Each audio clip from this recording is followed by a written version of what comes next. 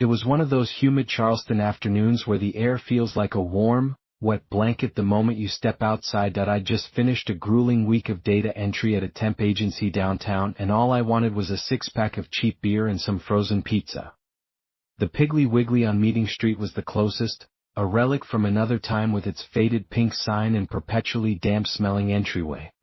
I was pushing my squeaky cart past the pyramid of canned corn when I saw Maya leaning against the dairy case, scrolling through her phone. We'd been friends since a disastrous group project in a community college sociology class 2 years back. She was waiting for her boyfriend, Kevin, who was apparently stuck in traffic on the Ravenel Bridge. "Hey Ben. Fancy meeting you in the Temple of Processed Foods," she said, not looking up from her screen. Her voice had that low, smoky quality that always made me feel like I was being let in on a secret. "Just the essentials," I said, gesturing to my cart's sad contents. "A frozen pepperoni pizza, a bag of off-brand potato chips, and the promised six-pack of lager." She finally looked up, and her smile was a flash of white in the fluorescent gloom of the grocery store. God, she was beautiful. It was a thought I'd had 1,000 times, a constant, low-grade hum of attraction I did my best to ignore. She was Kevin's girl.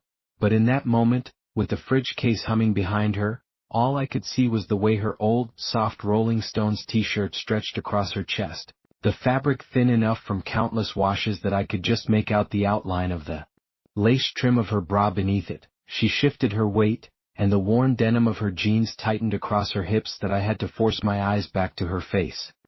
"Kevin's gonna be another 20 minutes. Mind if I loiter with you?" she asked. "Loiter away," I said, trying to sound casual. We made our way to the checkout lanes. The place was oddly quiet for a Friday.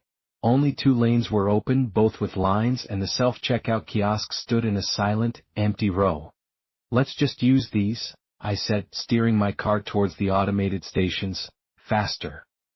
Maya fell into step beside me. I caught the faint scent of her perfume, something with vanilla and sandalwood, cutting through the store's smell of bleach and wilted lettuce. I focused on the way her calf muscles flexed with each step, the delicate bones of her ankles visible above her scuffed Converse. It was a stupid, intrusive observation to make in the middle of a Piggly Wiggly, but my brain did that around her. It cataloged her. It was a habit that left me feeling equal parts thrilled and guilty. I started scanning my items. Asterisk beep. Asterisk the pizza. Asterisk beep. Asterisk the chips. The machine was slow, its screen a dull, lifeless green. I placed the six-pack on the scanner bed. "Please wait for assistance," a robotic female voice intoned. A red light flashed above the screen. Of course, the age verification for alcohol. We stood there, waiting.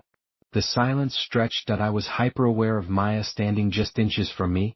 Her arm brushed against mine as she leaned over to peer at the screen, and a jolt, warm and entirely inappropriate, went through me. "This thing is ancient," she murmured, her breath warm near my ear. "Everything in this place is," I replied, my voice a little tighter than I intended. Finally, a store employee ambled over. He was an older man, maybe in his 60s, with a name tag that read Gary, and a face that looked like it had weathered 1,000 minor inconveniences. He punched a code into the keypad with a thick, calloused finger. "There you go, son," he said, his voice a low southern drawl. He didn't make eye contact. Just shuffled away, his sneakers squeaking on the linoleum. I finished the transaction, swiped my card, and watched as the machine began to print the receipt. It was an old dot matrix printer, the kind that chattered and screeched. The paper, thin and cheap, curled out in a long, continuous sheet. I tore it off, intending to crumple it and shove it in my pocket with the rest of my life's receipts. But something made me glance at it.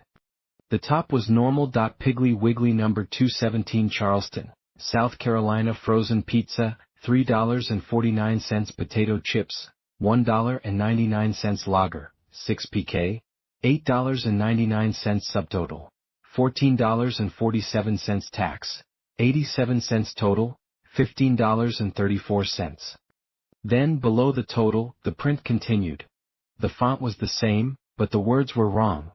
Asterisk itemized anxieties, an unreturnable asterisk fear of being fired, $0.00 worry that Maya thinks you're a loser, $0.00 dread of your landlord's 6 a.m. knock tomorrow, $0.00 shame over your father's medical bills, $0.00 The sound of breathing from your closet last night. $0.00 I stared. The plastic bag containing my beer and chips dangled, forgotten, from my hand. The hum of the freezer seemed to intensify, becoming a high-pitched whine in my ears. My mouth went dry. You okay? Maya asked. You look like you've seen a ghost. I couldn't speak. I just held out the receipt. She took it, her fingers brushing against mine. This time there was no jolt, just a cold numbness. Her flirtatious smile faded as her eyes scanned down the paper, her brow furrowed. What the hell is this? She said, a nervous laugh bubbling up. Some kind of prank? Did that old guy mess with the machine? I shook my head. How could he? It just printed it. We both looked over at Gary, who was now methodically wiping down a regular checkout belt with a gray rag, his back to us. It's creepy, Maya said, handing the receipt back to me like it was contaminated. Her glossed lips were pressed into a thin line. But it's probably just a glitch. Their systems are probably older than my dad. A glitch. It had to be. But how? The fears it listed, they were mine. Specific, private, and deeply shameful. The fear of being fired was constant. The temp agency had been hinting at cutbacks. The worry about Maya, that was a near-constant hum in the background of my mind. My landlord, Mr. Hendricks, was supposed to come by tomorrow morning about the late rent, a fact I'd only confessed to my empty studio apartment. My dad's mounting medical debt from his heart surgery was a black pit of guilt I tried not to look into. And the breathing. The night before, I'd woken up around 3 a.m., convinced I'd heard a soft, wet sound of inhalation coming from behind the louvered doors of my bedroom closet. I'd lain there for 20 minutes, heart hammering, before writing it off as the old building's pipes or a dream. Yeah, I finally managed. A glitch. I crumpled the receipt into a tight ball and shoved it deep into my jeans pocket. The paper felt unnaturally warm against my thigh.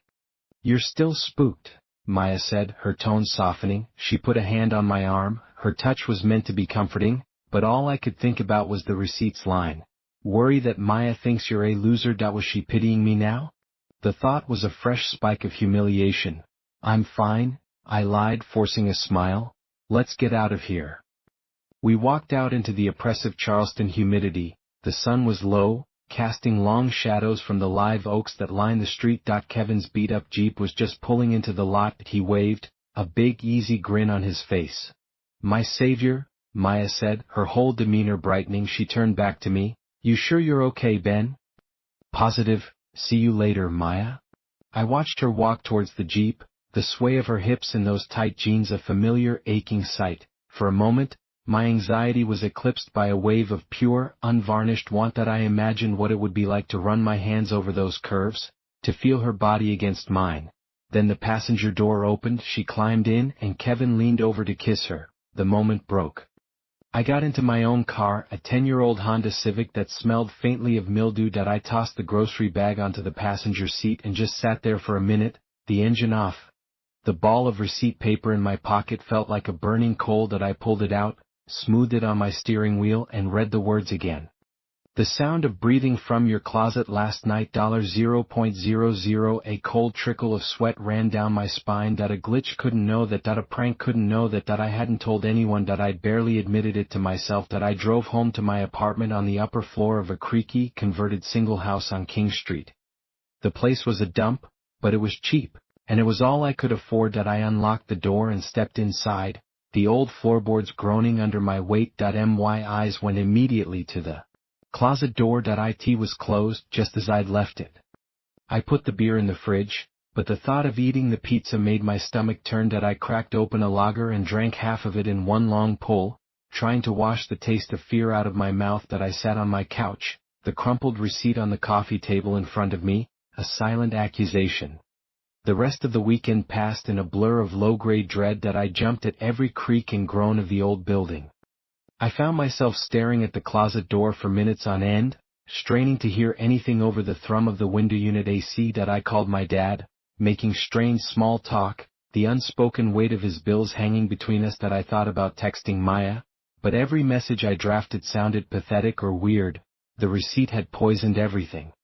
By Monday morning, I'd almost convinced myself it was a bizarre, one-time event, that a perfect storm of faulty software and my own paranoid brain, that I needed groceries again, real food this time, that I decided to go back. To face it. Prove it was nothing. The Piggly Wiggly was busier this time, filled with retirees and young moms. The air smelled the same.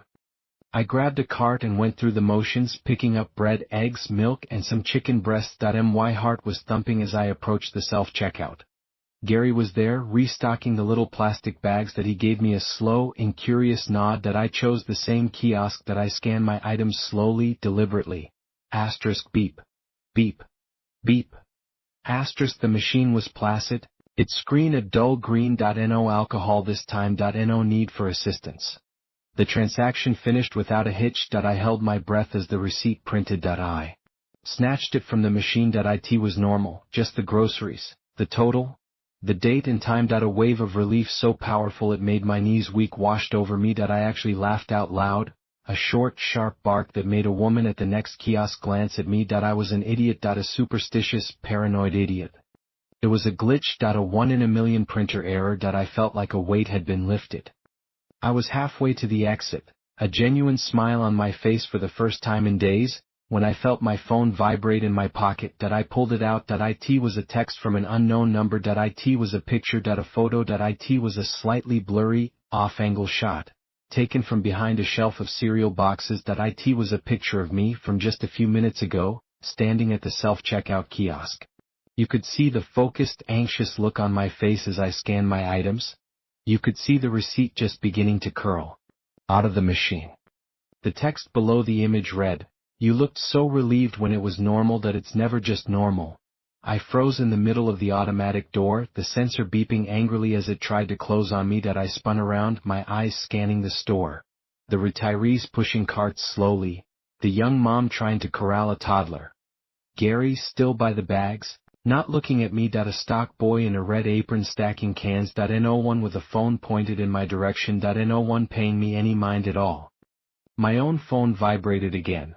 Another message from the unknown number. It was a screenshot of a note-taking app. The text was simple, a single line. Asterisk. He's checking the messages. He's scared. Good. Asterisk. My blood ran cold. I fumbled with my phone. My fingers suddenly numb and clumsy. I hit the call button next to the number. It rang once, then went to a generic voicemail greeting. The mailbox belonging to a robotic voice began. I hung up. I practically ran to my car, my grocery bag banging against my leg. I locked the doors and sat there, breathing heavily, staring at my phone. Oh. I thought about going back and finding a manager, showing them the texts, and say what? That a grocery store receipt hurt my feelings and now I was getting creepy texts? I sounded insane, even to myself. I drove home in a terrified haze, checking my rearview mirror obsessively. My apartment felt different when I got back. It didn't feel like a sanctuary anymore. It felt like a stage, and I was the unwitting actor. I put the groceries away on autopilot, then sat at my small kitchen table, my phone in front of me. The unknown number texted again. No picture this time. Just words. Asterisk. The fear is the point. The itemization is just the receipt. Asterisk. I typed back, my hands shaking. Asterisk. Who is this? What do you want? Asterisk. The response was immediate. Asterisk. You'll know me when you see me, and I want what you have, your anxieties. They're nourishing. Star. This was beyond a prank. This was psychosis, either mine or theirs. I blocked the number. For a few hours there was silence. The tension uncoiled slightly. Maybe that was it. Maybe they'd get bored. That night I couldn't sleep. Every noise was amplified. The rustle of the palmetto bug trapped behind my blind sounded like whispering. The groan of the floorboards downstairs was a footstep. I lay in the dark, staring at the ceiling, the events of the day replaying on a loop in my mind. And then I heard it. Not from the closet. From my phone. It was on my nightstand. Its screen dark. A sound emanated from it, soft but unmistakable in the dead silence of the room. It was the sound of slow, deliberate breathing. The same wet, rhythmic inhalation I thought I'd heard from the closet days before. I snatched the phone up. The screen was black. It was off. But the breathing continued, a faint, digital rasp coming from the speaker. I fumbled for the power button, holding it down until the Apple Logo appeared, the breathing stopped. I didn't sleep the rest of the night. The next morning I was a wreck that I called out sick from the temp agency, my voice a ragged croak that I spent the day in a state of near paralysis, jumping at every car that passed outside, every ping from my now unblocked phone, just a spam email, just a news alert. The fear was a physical presence in the room with me, a thick, syrupy atmosphere I had to push through with every movement. Around noon my doorbell rang that I nearly jumped out of my skin that I crept to the front door and peered through the peephole that it was Maya. She was holding 2 coffees from the place down the street and had a concerned look on her face that I unlocked the door and opened it a crack. "Hey. You look like hell," she said bluntly, her eyes wide. "I called the agency to see if you wanted to grab lunch. They said you were sick. You never get sick." She held up one of the coffees. "I come bearing caffeine and concern." I let her in, my heart still hammering from the scare. She was wearing a simple sundress, yellow with little white flowers that clung to her waist and flared out over her hips. The straps were thin, and I could see the faint tan lines on her shoulders. She was a vision of normalcy, of sunlight, and her presence in my dark, fearful apartment felt like a violation, that a beautiful, welcome violation. "Sorry, the place is a mess," I mumbled, quickly gathering a few days' worth of discarded clothes from the couch. "Ben, what's going on?" she asked, setting the coffees down on the coffee table. Her eyes fell on the first receipt, which I'd left smoothed out on the table. She picked it up. "Is this about that stupid receipt? You're still freaked out about that?"